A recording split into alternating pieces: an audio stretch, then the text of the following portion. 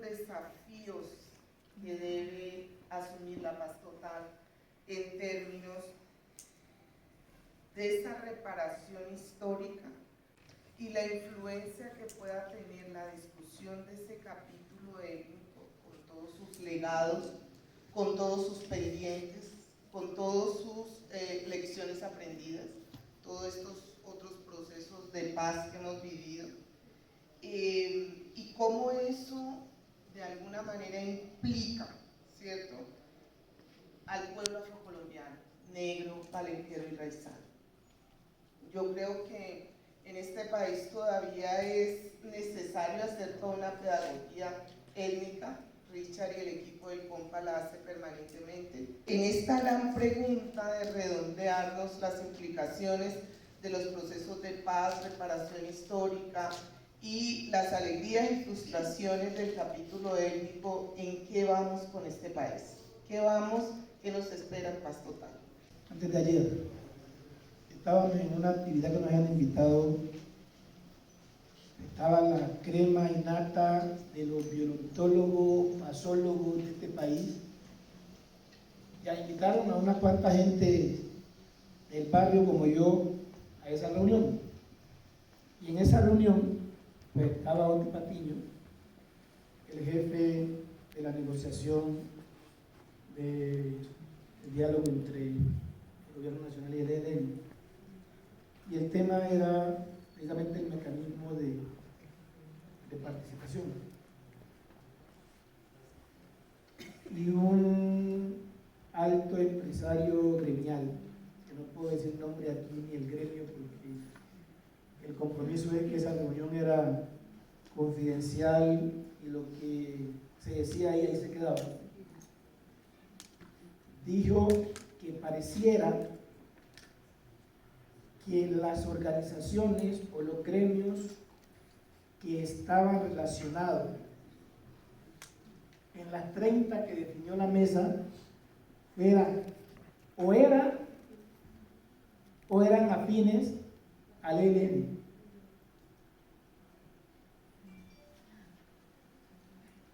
Entonces, en ese tipo de reacciones, a veces que uno no debe tener, y que sé que aún en mis 50 años todavía las tengo, pues mi reacción fue decirle, sé que hice mal. Podría entenderse entonces que los que no están invitados allí es porque son los paracos más recalcitrantes. Estuvo mal lo que dijo él, estuvo mal lo que dije yo.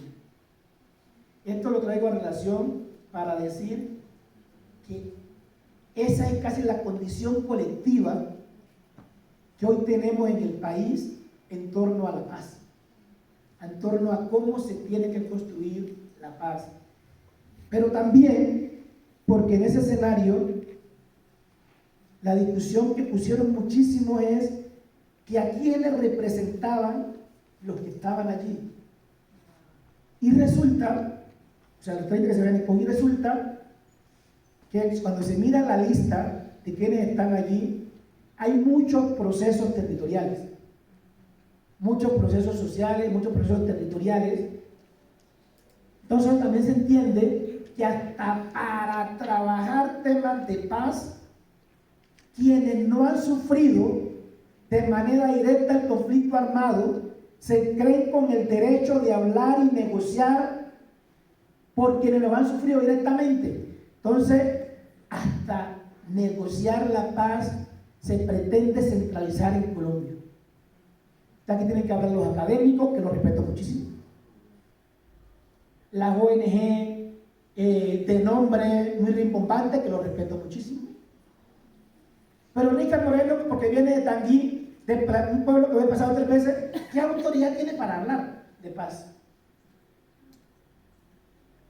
Si ese carajo, ¿qué academia tiene para venir a conceptualizar aquí, así como hacemos la paz? Esto para decir que este país necesariamente debemos retomar esos valores que planteaba mi papá.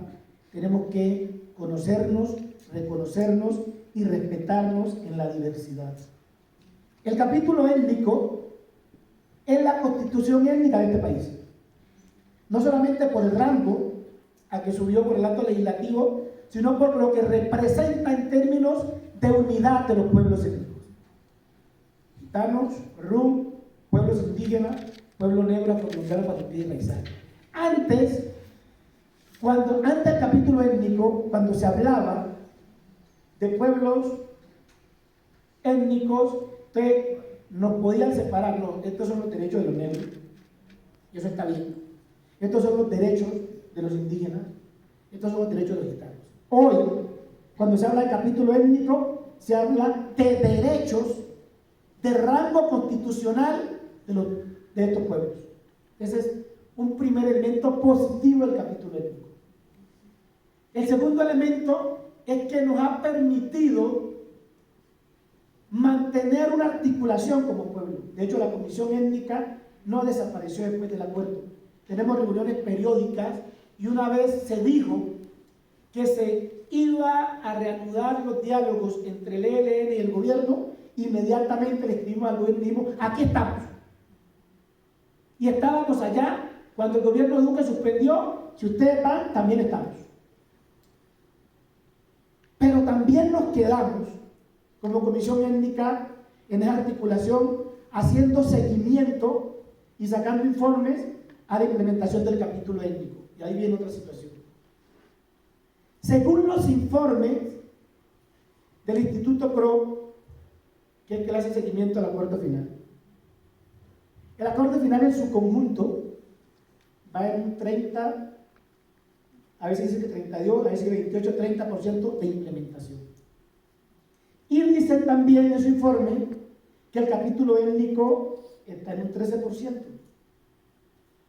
Los informes de la Comisión Étnica de Paz, de la IAMPE y del COMPA muestran que estamos o está entre un 8 y un 10%. Está grande el desfase. Total. Pero además de que está en un 8 y un 10%, los avances que han tenido han sido más de adecuación normativa e institucional que de transformaciones reales para superar las condiciones que generan las violencias en los territorios y para la construcción de paz. Entonces, hay un avance mínimo, pero ese avance mínimo es ínfimo en la medida que no es transformador. Entonces, y hay que hacer un análisis comparativo sencillo. Les dije las condiciones para que se dieran los territorios PEDET. Pero hoy, cuando uno va a esos mismos territorios PEDET, las violencias aumentaron, se transformaron, aparecieron nuevos actores, donde no ha servido para eso. Los cultivos de uso ilícito aumentaron también en esos mismos territorios. Y las necesidades básicas y satisfechas también aumentaron. Pero cuando usted compara también, si cogemos el análisis y el seguimiento del Instituto CRO, el acuerdo general en un 30%, pero el capítulo étnico en un 13%, menos del 50% de lo que es el acuerdo general, cuando el mismo acuerdo general en el capítulo étnico dice que los pueblos étnicos han sufrido consecuencias desproporcionadas en el conflicto armado. Entendería uno entonces que la acción del Estado en la implementación del acuerdo final de paz tendría que ser también desproporcionada de manera positiva y afirmativa para lograr por equilibrar y reparar, para que liguemos el tema de lo que estamos. Pero no se puede hacer, o no se quiso hacer porque tuvimos 4 años perdidos en términos de construcción de paz y en términos de implementación. Y lo digo bajo mi responsabilidad y con el convencimiento que es así. Respeto a las otras opiniones. Pero no se puede hacer porque en un país tan centralista que diseñan desde acá para llevar a los territorios, muchas veces viene siendo ineficaz lo que se lleva. Entonces no se asume, no se legitima y por lo tanto se pierde. Pero el capítulo étnico sigue siendo nuestro principal instrumento de lucha como pueblos en torno no solamente a la construcción de paz, sino de exigibilidad de derecho, en términos también de derecho a la paz que le hacemos al Estado colombiano. Pero hay otro elemento importante a tener en cuenta. En las notificaciones que le dimos a la mesa, también le dijimos, nosotros como pueblos vamos a estar en la mesa, pero tengan de presente, pues como el ELN ha dicho, que ese acuerdo entre el Estado y la FARC fue un acuerdo pecueco, que ese acuerdo tuvo muchas fallas, que a la FARC lo engañaron. Nosotros no lo vemos así, no lo entendemos así, pero hemos dicho, nosotros como pueblo vamos a la mesa como actor no armado, así como tuvimos en La Habana, y no como víctimas. Vamos como sujetos de derecho y partimos de la base de lo logrado en el capítulo étnico. A partir de allí avanza la discusión. De ahí para atrás, nada ni por el puto. Disculpen ustedes el término. Nada que sea regresivo para nosotros. A partir de allí avanzamos. Y entendemos entonces que la paz total no es la negociación con el ELN. Es nuestra discusión. La paz total no es la negociación con el ELN, y el ELN también así tiene que entenderlo. La paz total tampoco es la negociación solo con los actores que están armados. La paz total también pasa por esos, pero también por los gremios económicos. ¿Cómo vamos a reconciliarnos, a establecer otro modo de relacionarnos como pueblos con el empresariado, que no sigan viendo nuestro territorio, nuestra gente, como un territorio para expoliar recursos, como alguien que son objetos, sino como sujetos de derecho, propietarios colectivos y privados de un territorio que gran parte de este país está titulado colectivamente a negros e indígenas. Y se puede tenerlo en presente. Pero además de que hay que reconciliarse, a mí me alegra muchísimo que la FURIE esté en la negociación, porque ya ese es un avance importante en el pensamiento empresarial. Que tengan todas las críticas del mundo, pero el que esté ahí, mínimamente ya podemos hablar. Entonces, hay que hablar con el empresariado, y eso hace parte de la paz total. Pero también hay que hablar con los actores políticos. Y actores y partidos políticos que muchas veces uno no sabe qué es lo que son. Porque aquí todos los días nace un partido político. Pero además de que nace un partido político, se juntan para hacer el mal o para hacer el bien sin ninguna convicción de país, solo por conveniencia partidista.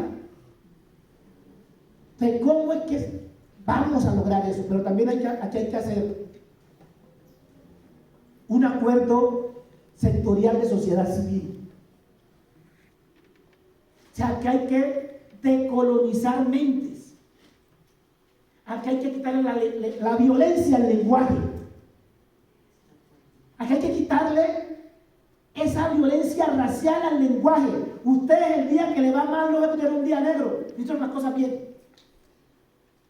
Usted el día que pasen las aguas servidas por su casa, no pasó el agua negra, pasaron las aguas servidas. Ustedes no pueden seguirle pintando a sus hijos e hijas al diablo con cacho y con cola negro y a Dios pelimono, ojiverde, como son los monos ojivverdes de feo.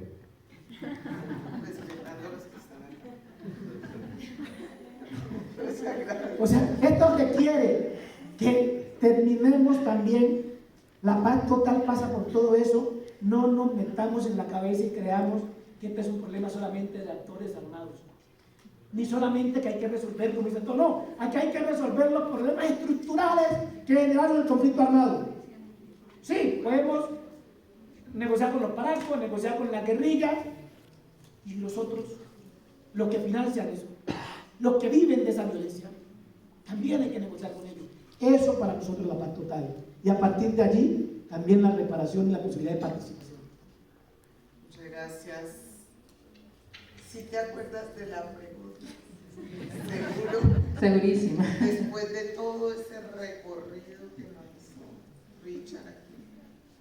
No, yo solo quiero mencionar que celebro muchísimo esas palabras tuyas, Richard, porque traiste a colación muchos temas que son cruciales. Sí, de pronto voy a retomar algunas ideas, pero decir primero que la conversación en torno a la paz total debe ser una conversación entre iguales.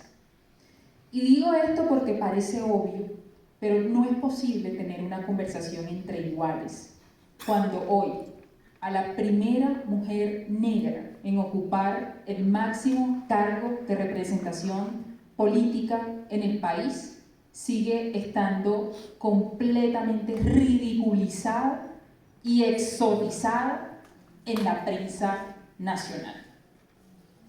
Esta conversación tan importante sobre la paz total, como las muchas conversaciones pendientes que tenemos en torno al país, en torno al proyecto de nación que queremos consolidar, solo puede hacerse entre iguales.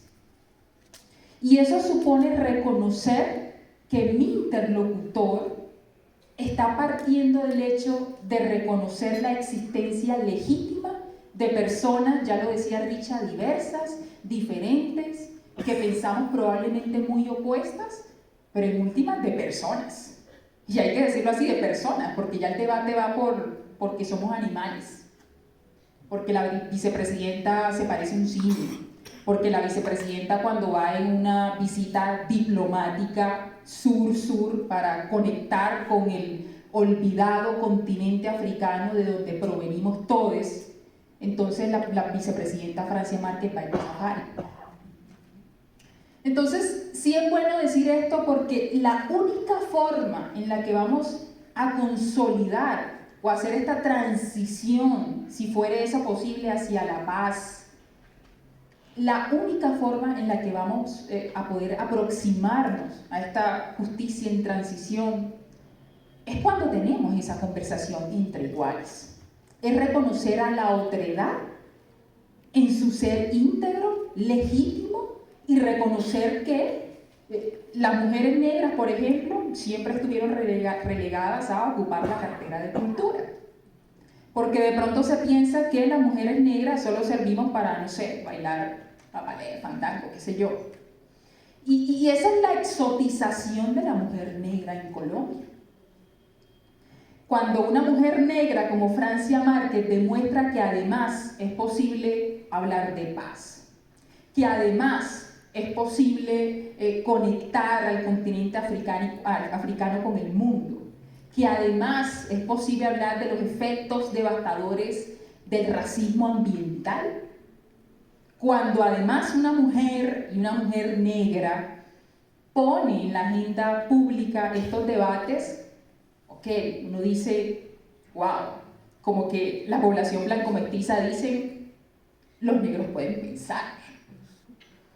Es que entonces sí podemos hacer algo más de ser mujeres, como lo fue por mucho tiempo Francia Márquez, que acompañan las labores de un hogar, generalmente blanco-mestizo, o que la mujer negra simplemente con este estereotipo de ser tan hipersexualizada en muchos contextos y por el mismo sentido ser víctimas de agresiones y de delitos sexuales dentro del marco del conflicto armado, es cuando la población blanco-mestiza dice, ok, es que las negras y los negros pueden hacer algo más. Pero resulta que nosotros siempre supimos de lo que éramos capaces y no necesitábamos validación alguna. Reafirmar entonces que se necesita una conversación entre iguales es necesario porque hoy el país está tan polarizado con, por ejemplo, los discursos de odio. Y hoy hablamos con absoluta naturalidad de todas estas agresiones que nuestra vicepresidenta, pero que todas las personas afrodescendientes sufren diariamente.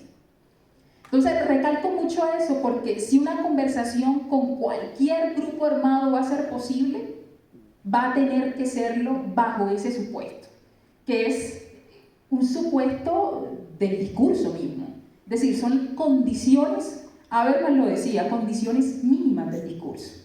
Reconocer en el otro interlocutor válido para pensar, para proponer ideas distintas, muy opuestas probablemente, pero al final ideas que merecen ser respetadas. Hoy, por ejemplo, Richard mencionaba el debate de fondo en torno al modelo económico, Richard.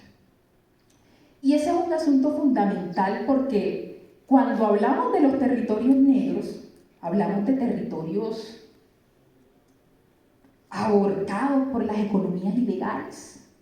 Estamos hablando de territorios con procesos tristísimos, por ejemplo, ríos contaminados por el mercurio, donde por supuesto todos los animales se están muriendo, todo el territorio se está muriendo, el territorio negro se está muriendo. Entonces, el discurso o la discusión sobre el modelo económico es también la discusión de que, por ejemplo, en el COVID, si hubo una población impactada por el COVID, fue la población afrodescendiente. En Estados Unidos fue la población afrodescendiente, fueron los migrantes, fueron los latinos. Entonces, mirar cómo los fenómenos sociales nos atraviesan de distintas formas. Richard mencionaba el tema de la discriminación positiva, y esto es clave. Es decir, si territorios o si grupos poblacionales, y excúsame Richard si no te gusta cuando lo hablo así, fueron víctimas, de hecho victimizantes, diferenciadamente o impactados de una forma diferencial, el Estado necesita hacer entonces esfuerzos diferenciados por atender a la población. No podemos atender de una forma igual a las víctimas del conflicto armado blanco-mestizas que hacerlos con víctimas de conflicto armado que pertenecen a poblaciones étnicas. Y eso no es necesariamente bueno ni malo, es reconocer que las afectaciones fueron distintas, es reconocer que las mujeres negras fueron afectadas por violencias sexuales en mayor medida que las mujeres blanco-mestizas, es reconocer que los territorios negros sufrieron delitos ambientales, que hoy la JEP está haciendo un debate interesantísimo en torno a considerar los delitos ambientales como delitos de lesa humanidad. Y claro, se dice así porque, por la afectación o por todo esto que hemos conversado en torno a lo que significa el territorio para las poblaciones negras. Hablamos, por ejemplo, de, una forma de reparar es la representación política. Pero hoy, por ejemplo, la curul afro está cooptada por la persona más antiderechos de la población negra. Y entonces tú dices, ¿esto es reparación? ¿Esto realmente es la reparación?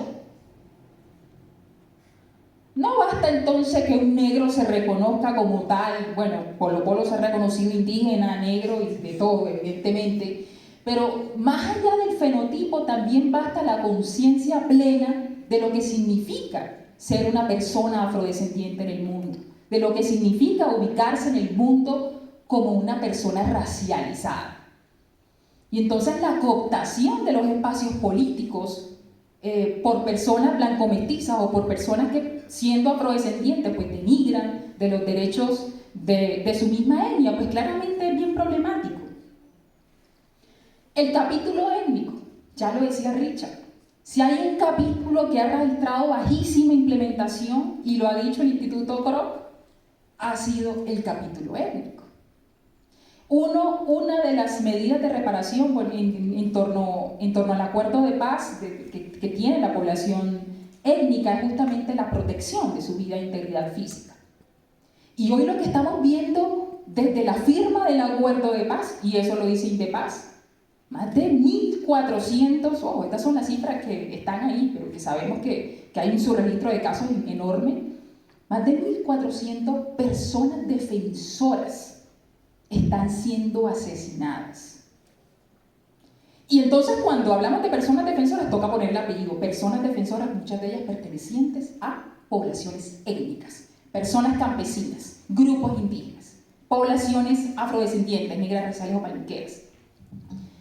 Y decirlo así, en esta conversación de paz total es bien problemático porque firmamos probablemente uno de los mejores acuerdos de paz en las Américas y en el mundo, con absoluta modestia, porque Richard decía ahorita acerca de la constitución étnica, que es ese acuerdo, y si él lo pone en este término, yo me permito decir que la Comisión de la Verdad es la comisión étnica.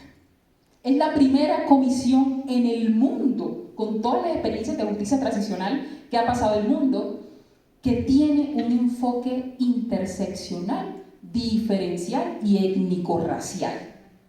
Los esfuerzos que ha hecho el Estado colombiano, el Estado, no el gobierno, han sido enormes en torno a garantizar la reparación integral de las víctimas, desde un enfoque étnico-racial. Pero si hoy el acuerdo de paz de La Habana sigue enfrentando tantas dificultades, si los líderes en las regiones más recónditas de Colombia los están matando, ¿cómo vamos a hablar entonces de paz total? La paz total es un proyecto muy ambicioso de Gustavo Petro y ha iniciado con algunas confusiones. Confusiones como cuáles. Es un error meter en el mismo saco a delincuentes políticos, es decir, a las guerrillas, que a grupos como el Clan del Golfo, porque tiene un entendimiento jurídico diferente, bajo todos los efectos, y Richard me podrá corregir, pero dentro del mundo jurídico es que se entiende que los delitos políticos de las guerrillas pueden estar sujetos de beneficio, como amnistía, como indultos. Meter al Clan del Golfo en la misma bolsa implicaría que después se arma otra BACRIM, o como lo quiera llamar el Estado, y también nosotros vamos a ser sujetos de un acuerdo, o como en algunos meses salió el Clan del Golfo diciendo es que nosotros queremos hacer la paz. ¿Cuál paz? ¿Cuál paz? Hay que poner condiciones. Ojo, digo esto diciendo que yo celebro la bienvenida de la paz total, pero el gobierno ha sido muy equívoco en algunos aspectos, y la Corte Constitucional, que está discutiendo todo este proceso de reforma, pues aparentemente también hay unos vicios de trámite importantes por no hacer consultas con el Consejo de Político Criminal, etc. Digo esto reconociendo los esfuerzos, pero también los desafíos que tenemos. Y uno de los desafíos es reconocer que los actores armados son distintos y que no todos pueden ser tratados por igual. La filosofía del ELN, por ejemplo, es una filosofía muy distinta a la de la FARC. Tiene una filosofía muy distinta como grupo insurgente. Entonces, en aquel momento recuerdo que a alguien se le ocurrió la grandiosa idea de hacer, no, pero entonces para que esto no se nos vuelva un sancocho y esto sea muy viable, mejor hagamos un otro sí del Acuerdo de La Habana. Un otro sí, que es como que aquí está el acuerdo de paz y le anexamos esto, firma el ELN y chao.